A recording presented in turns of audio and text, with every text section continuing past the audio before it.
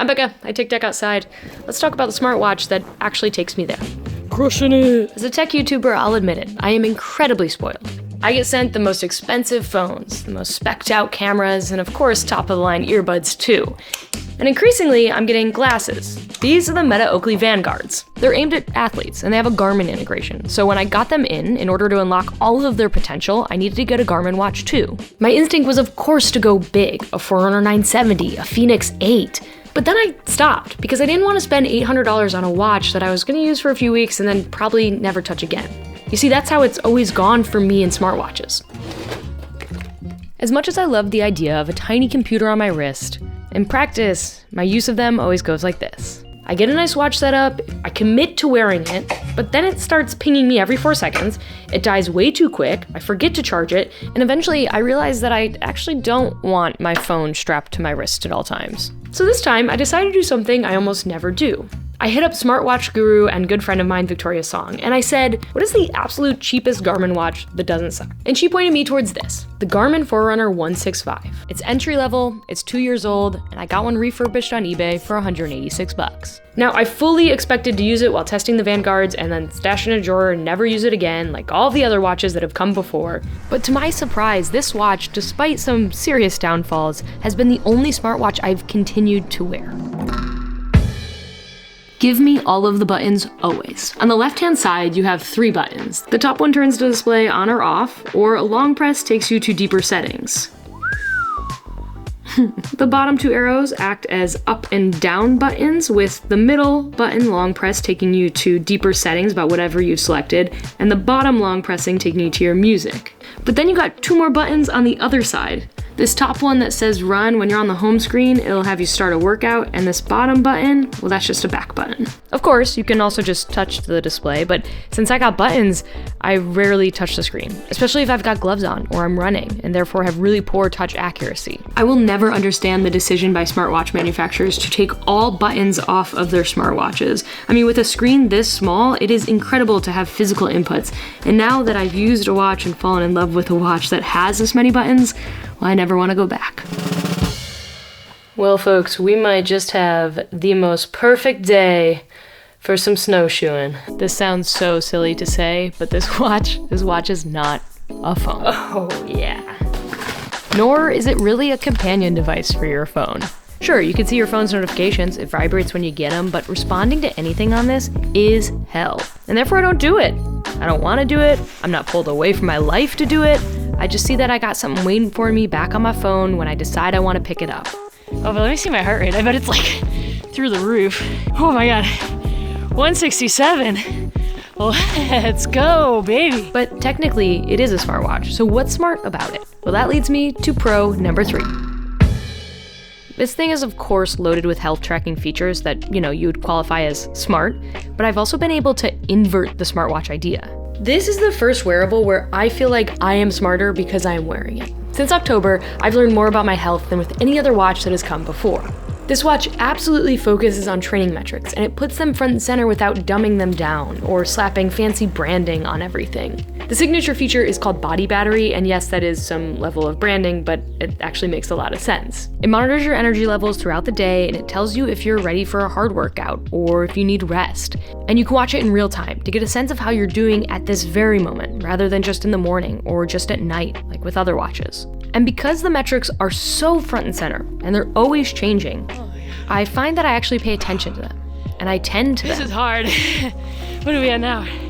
Oh my god, 174. Yikes. That's good though, right? It's like good to get some cardio.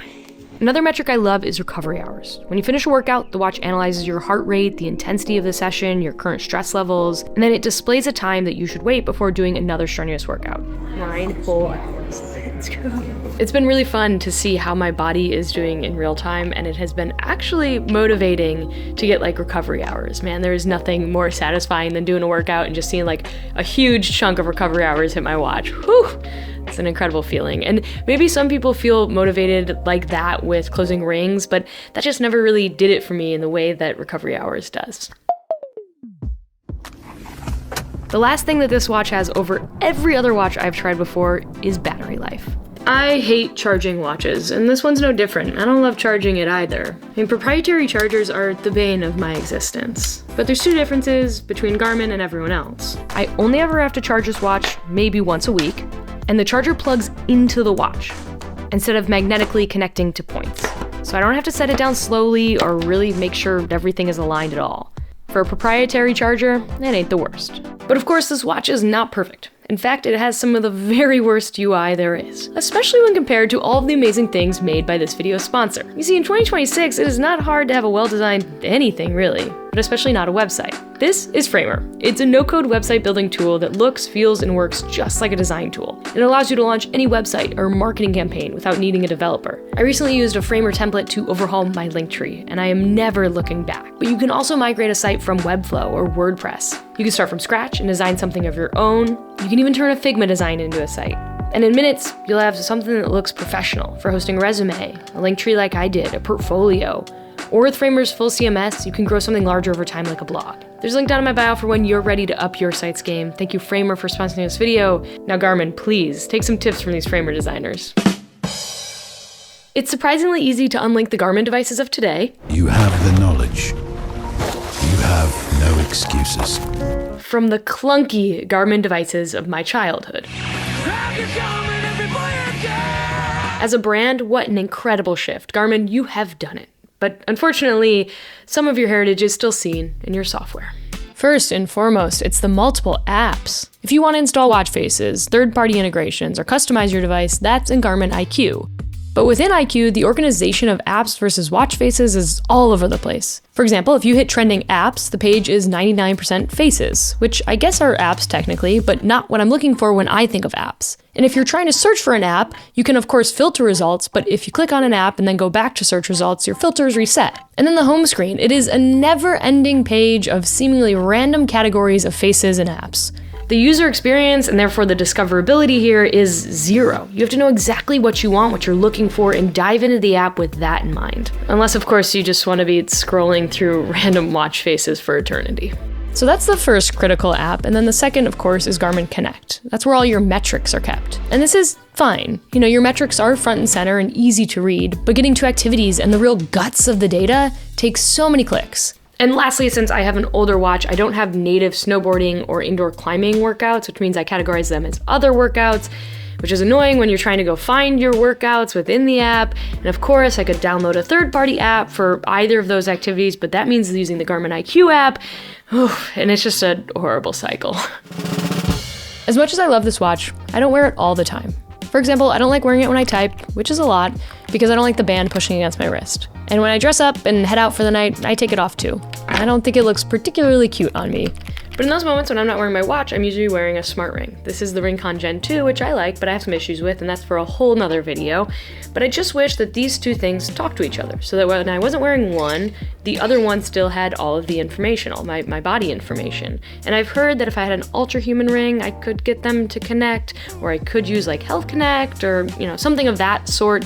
But that doesn't feed into my body battery, which is a Garmin exclusive metric, and that's one of my favorites. And recovery hours also, it doesn't feed into, another one of my favorites.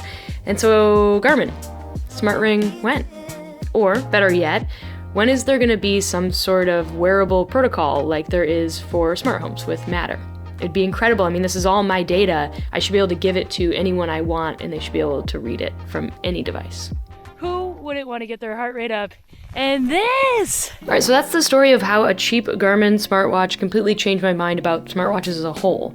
As someone who is increasingly experiencing phone fatigue and also lives a very active life, this sort of device just fits my world really well. That doesn't mean it's for everybody, but wow, I was surprised at how much that meant it was for me. Let me know what watch you're rocking down in the comments.